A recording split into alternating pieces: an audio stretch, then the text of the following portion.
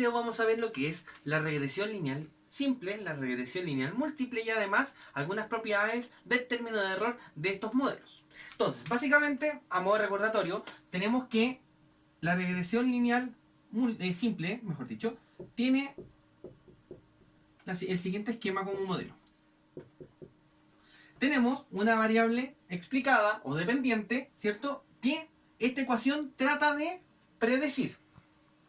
Tenemos una variable constante y lo más importante es este término, el beta 1, que es, en este caso, un término que multiplica a la variable x. La variable x trata de explicar, en este caso, el comportamiento de y.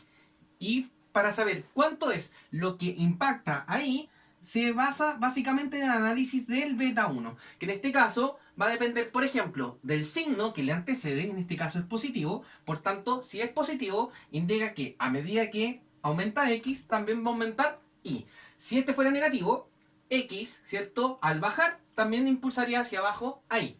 Y un término de error que, como vamos a ver más adelante, debe ser 0. Y la razón también la voy a explicar. Entonces, otro término súper importante. Esto, al ser solamente una sola variable que explica y, esto es lo que se llama la pendiente de la ecuación. O sea, en este caso, si hablamos de la recta, ¿ya?, es la pendiente de la ecuación de la recta.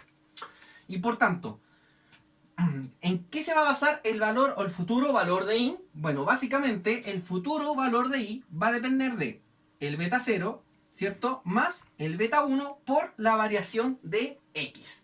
Por tanto, si yo quiero hacer un análisis con este modelo, lo primero que tengo que hacer es que si yo aumento en una unidad mi x, ¿cierto?, esa unidad adicional de x la multiplico por beta 1 y le sumo beta 0. Y ahí voy a obtener el valor promedio estimado que me va a dar mi variable y. Bueno, ahora, ¿cómo logramos obtener estos parámetros? Bueno, básicamente lo logramos de esta manera. Tenemos, ¿ya?, los gráficos de dispersión que son súper importantes para analizar, por ejemplo, relaciones entre variables. Entonces, por ejemplo, tenemos este gráfico de dispersión. Entonces, por ejemplo, la primera variable se ubica a ese nivel de y, a ese nivel de x y así sucesivamente.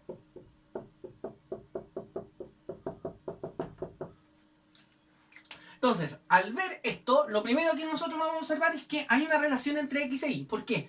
Porque los puntos se ubican, en este caso, mirando hacia allá, de forma ascendente. Si no hubiera relación, recuerden que los puntos se distribuirían en forma horizontal. Entonces, como podemos ver y como dijimos antes, x, ¿cierto?, tenía una relación positiva con y, ¿cierto?, por el signo positivo que antecedía a beta 1. Entonces, ¿qué es lo que hace, en este caso, la regresión, el modelo de regresión lineal? El modelo de regresión lineal simple o múltiple se estima a través del método de mínimos cuadrados ordinarios. ¿Y qué significa mínimo? Que es minimizar. O sea, ¿qué significa eso? Hacer que la diferencia o el error, y esto es lo que tenemos que entender también, tenemos que el y con sombrero es el y estimado, o sea, el valor que nosotros estamos estimando con el modelo de regresión lineal. Si a ese le restamos y, que en este caso vendría siendo la observación real, vamos a tener el término de error. Perfecto. Entonces, la idea de los mínimos cuadrados ordinarios es establecer una línea recta o una función lineal que pase por entre medio de todos estos puntos, haciendo que la diferencia entre la variable estimada con la variable real sea igual a 0. Por tanto, ¿qué significa eso? Que si yo resto a ese nivel, voy a tener ese nivel de observación, ¿cierto?, acá, observado, pronosticado por el modelo. Y voy a tener, por ejemplo, un nivel de observación dado aquí y un modelo observado real aquí. Si yo hago la resta, por ejemplo, acá voy a tener que, en este caso, me daría menos 3 porque, por poner un ejemplo, porque el estimado, en este caso, es menor al real, y acá sería más 3, porque el valor es absolutamente de ejemplo.